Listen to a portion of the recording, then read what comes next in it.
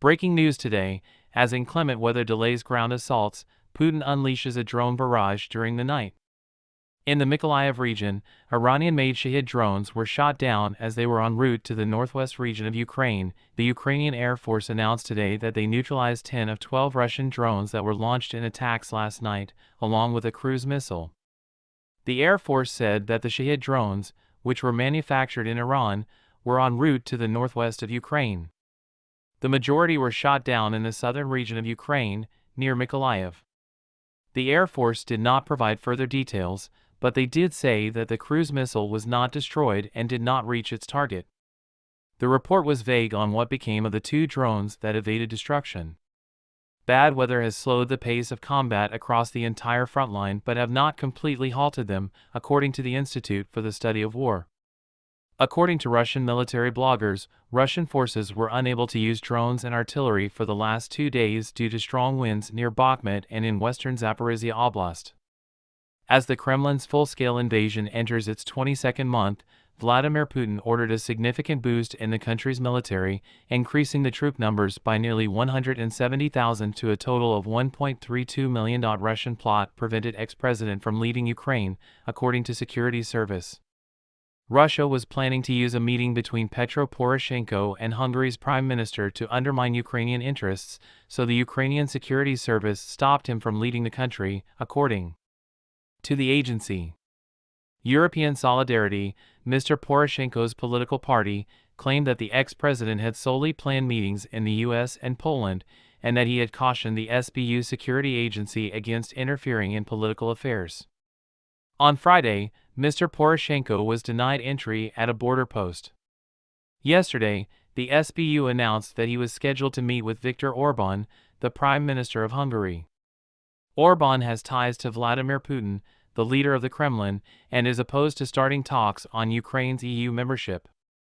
As the war between Russia and Ukraine continues into its second year, the SBU issued a statement claiming that Russia is plotting a string of provocations to undermine Ukraine's credibility among its international allies. Russia planned to use this meeting, like other working meetings with representatives of countries voicing pro-Russian narratives, in psychological operations against Ukraine, the SBU said of the potential meeting with Mr. Orban. According to the SBU, Orban systematically holds an anti-Ukrainian position, is a friend of Putin, and pushed for the lifting of sanctions placed on Moscow as a result of its invasion of Ukraine. Mr. Orban is against initiating EU membership negotiations with Ukraine, a matter that will be discussed at the next summit of the bloc, and he is open about his cordial relations with Putin. Instead of a strategic partnership with Kiev, he pushed for its creation this week. Russian forces withdraw from Avdiivka following their failure to capture the town in the southwest. After failing to capture the devastated town of Mariinka to the southwest, Russian forces retreated from their assault on the besieged eastern Ukrainian town of Avdiivka, according to unofficial reports from the region. According to Russian news reports on Friday, Moscow's forces seized Mariinka, a town that has been in the middle of fighting for more than a year and is located 40 kilometers, 25 miles, southwest of the capital. However, yesterday, rumors circulated that its forces were occupying certain districts in Ukraine. According to Oleksandr Stupin, a military spokesperson for Ukraine, Russian attacks on Avdiivka have decreased by half in the last 24 hours due to heavy casualties. The Ukrainian armed forces control the coking plant, Mr. Stupin stated. The enemy is losing soldiers and equipment as they attempt to break inside. According to him, the industrial zone, an area outside of town center, was still seeing heavy fighting. According to the widely read Russian war blog Rybar, the region is now under Russian jurisdiction. Avdiivka was beginning to look like Mariinka, a settlement that basically no longer exists, said Vitaly Barabash, head of the town's military administration, in an interview with Channel 24 television. It was leveled to the ground. Despite the lack of official Ukrainian reporting on Mariinka, military analyst Ola Zhdanov has denied rumors that Russian forces had captured the ship.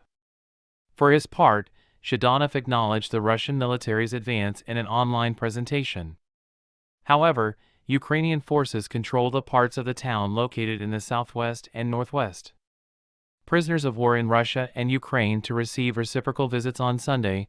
The Russian news agency RIA stated that Tatiana Moskalkova, Russia's Commissioner for Human Rights, and Dmytro Lubinets, Ukraine's human rights ombudsman, intend to pay multiple reciprocal visits to prisoners of war.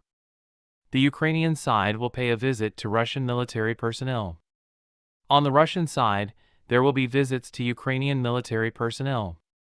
We have a schedule in place, and there will be several of these visits, Moskalkova said. According to RIA, the U.S. Defense Secretary stressed that neither Putin nor Hamas would be allowed to reach victory. In a lengthy speech defending U.S. support for Ukraine and Israel, U.S. Defense Secretary Lloyd Austin vowed not to allow Russia or Hamas to win their wars. At the Reagan National Defense Forum, he blasted those who supported an American retreat from responsibility and emphasized the need of steady American leadership in creating a more peaceful and prosperous global community. Democracies are fighting ruthless foes who are out to annihilate them in both Ukraine and Israel, Mr. Austin said. Plus, we will ensure that neither Putin nor Hamas are victorious. Furthermore, we will not be weakened or divided by our adversaries. Thus, our attention is still squarely on Ukraine even as we pour reinforcements into Israel. Russia launches a cruise missile and 12 drones at Ukraine. The Air Force of Ukraine reported today that 12 drones and a cruise missile were launched by Russia overnight into the northwest region of the country. It went on to say that 10 drones were neutralized by Ukraine's air defense systems before they could even reach their destinations. The Air Force did not provide further details, but they did say that the cruise missile was not destroyed and did not reach its target. The report was vague on what became of the 2 drones that evaded destruction. The Air Force said that the Shahed drones, which were manufactured in Iran, were en route to the northwest of Ukraine. The majority were shot down in the southern region of Ukraine, near Mykolaiv. Neither the falling debris nor the unexploded drones were immediately thought to have caused any harm. Less than 2 days after Russia's highest court labeled the global LGBTQ+ movement as an extremist group, Russian security forces conducted raids on gay clubs and bars throughout Moscow on Friday night. According to local media, police in the Russian capital conducted a drug raid while searching various venues, such as a nightclub, a male sauna, and a bar that hosted LGBTQ+ parties.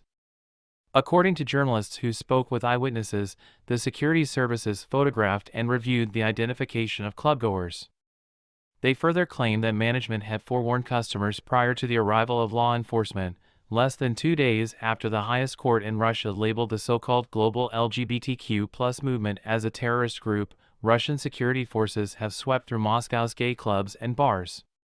In related news, the Belarus chapter of the Red Cross has been suspended following the chief's boasts about bringing in children from Ukraine. Friday, the International Red Cross suspended the Belarusian chapter following a chief executive's boast that the chapter was actively transporting Ukrainian children from regions under Russian control to Belarus, which sparked worldwide outrage.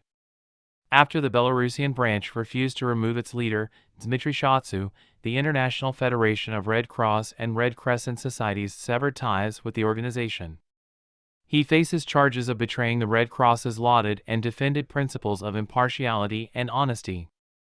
The Belarus Red Cross had until November 30th to fire him, or the IFRC board threatened to suspend the branch.